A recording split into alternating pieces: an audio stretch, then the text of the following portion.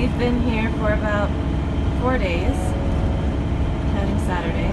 It's Tuesday. And it's definitely been an adventure. So we thought we would share our top 10 tips for if you are a large Class A RV wanting to camp in Kings Canyon and Sequoia here. So number one, if you're in a Class A, we're 33 feet 2 inches, and I don't think anything beyond 36 feet could honestly make it through here. You can, and gas, by the way, we're not diesel. You can make it through here. It's going to be challenging, for sure. I don't know if Craig would describe it as white knuckle driving. What do you say? Okay, not white knuckle driving, but it's going to be challenging. But tip number one, yes, Class A gas RVs can make it through here. It's white knuckle for the passenger. It's terrifying for me. Not because I don't trust Craig, it's just scary. Alright, tip number 2. And these tips you can do whatever you want, but this is what I would tell our family and friends coming up here. Tip number 2 is I would avoid the Grant Grove and Cedar Grove campgrounds. They were never designed for Class A's. And if you go there and they say, oh yeah, there's openings, you can try to drive through, don't. Craig said it, especially for guys, you think, oh yeah, I can do it. And he did. At one point we did get stuck and have to back out, but you're going to damage your RV. And we knew that, so we were taking the risk, and yes, there are scratches along our RV. We weren't being foolish, we were taking a calculated risk, but having done it now, I wouldn't recommend it to anybody else because we couldn't fit in there anyway. So it was, if we knew that, we wouldn't have even bothered to go through those campgrounds. Tip number 3 is, so where do you camp in a big Class A? And we would recommend doing the dispersed camping, and it's actually considered the Sequoia National Forest. So you can do dispersed camping there. You can't disperse camp in any of the national parks, but if you find there are some spots along the road, and we would recommend somewhere near Grizzly Falls. There are flat areas and some really nice ones actually where you can go down to the water. Not that you should really go in the water because it's so swift, but you can just be literally feet, yards away from the river if you don't mind kind of just being, if you're self-contained, you don't mind being out there on your own.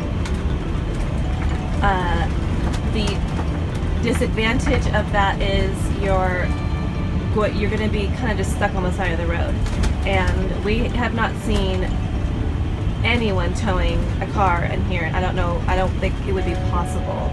So what I would recommend is that when you enter the park, that you would go all the way towards Cedar Grove and then continue on to what they call the end of the road, which is literally the end of the road. And there's areas where you can park a large RV, and then you can explore the Kings Canyon. We did a hike there to the Roaring Rapids or Roaring Falls, and then you could kind of explore that area, get back in your RV, and then go get your spot near Grizzly Falls. And the reason why we would recommend looking for a dispersed spot near Grizzly Falls is because Grizzly Falls is really cool, but where we found our spot was about 1 mile away, and you were walking along the road, so it's definitely something you wouldn't do with children or maybe someone disabled, because you're just literally walking along this road. But if you have an opportunity to go to Grizzly Falls, you should, because you can just get a shower with the mist, and that is a spot where you actually can go down and wade in the water at the bottom of the falls. which brings us to tip number 4, since we're talking about driving.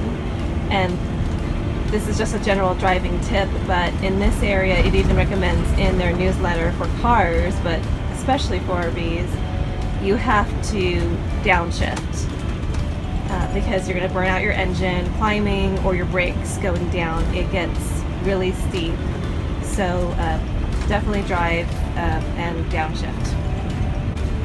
Tip number 5 is you need to know where you're going to dump your tanks and fill your fresh water, because if you, like the camping book that I use is a few years old, and the thing is that because of the California drought and because I think they just decide every season which ones they're going to use, it's a good idea when you enter to find out which campgrounds have a dump station and where you can fill fresh water.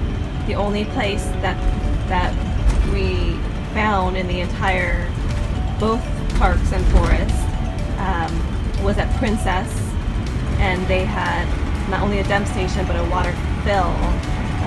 The other parks had drinking water, I mean you could fill your water bottles but not, fill your fresh water tank. Tip number 6. We explored pretty much every part of Kings Canyon and Sequoia, except for the very lowest part of Sequoia, which you can't access within over 22 feet. But if you're going to be driving around like that, you're going to need gas. So it would be good to fill up before you enter the park. There's no gas available in the national parks. There are 2 spots where you can get gas in the national forest, so near Hume Lake, and then we got gas, when we were done in Kings Canyon and heading down south to Sequoia National Park, we stopped at Stony Creek and got gas there. Tip number 7 is you definitely should come down to Sequoia National Park. That's the more touristy part than Kings Canyon, but it's worth coming if you've made it all this way. And Class A's can fit in Dorst Creek and Lodgepole. So I don't think there are a whole lot of spots where rigs our size could fit, but we managed to get a spot at Dorst Creek that we squeezed into barely. And it's beautiful. It looks totally different than Kings Canyon, so it's definitely worth coming down and camping either at Dorst Creek or Lodgepole. Tip number 8 is you can't buy firewood in the campground, which most people do. So then you get there and you're disappointed. So you can buy it at the visitor center, or when we were at Dorst Creek, we were told that any wood that's on the ground you can use for firewood. And so that's what we ended up doing. Craig foraged for wood, and we had plenty of nice hardwood for a great fire. Tip number 9 is there is RV parking available at Waxahachie Village and at Lodgepole. Those are the only 2 areas that I really saw that you could do that. So for example, once we checked out of Dorst Creek and we still wanted to explore the area, we just drove our RV to Waxahachie. It's free, they overflow, and there's also space at Lodgepole. And then you catch the shuttle, and the shuttles will take you all around to the Sherman Trail, to Morrow Rock, to the Giant Forest. So you can park there for free, and all you have to do is pay your $30 entrance into the park when you first enter. Tip number 10 is about leveling. We've never had a problem with leveling. We have the Lynx levelers, and we have 2 sets of them, but we've never camped in the High Sierras, and those 2 sets of Lynx levelers were not enough. The sites are so crazy sloped that we've decided that we don't ever want to be in that situation again, and we're going to buy at least 2 more sets. So if you're coming here, you need a lot of leveling blocks in order to get level. Alright, that's our top 10 tips, and we have some final thoughts about Kings Canyon Sequoia National Parks and Yosemite National Park. Because last summer we were in Yosemite, and Yosemite is one of those places that everybody should go at least once. And it is beautiful, and Half Dome and El Capitan are just so unique. Having said that though, and now being here, there are like 6 million visitors to Yosemite every year, so unless you come during the off-season, and even then, there's so many people there. It's in July, it's the height of this season, and everything here has been so easy. I mean, the little bit of people that were at the Sherman Trail, it's probably where we saw the most people, still nothing compared to Yosemite. So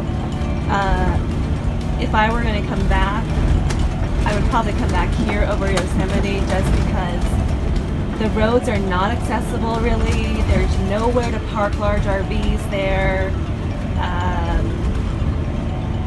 And this is just very, very easy. And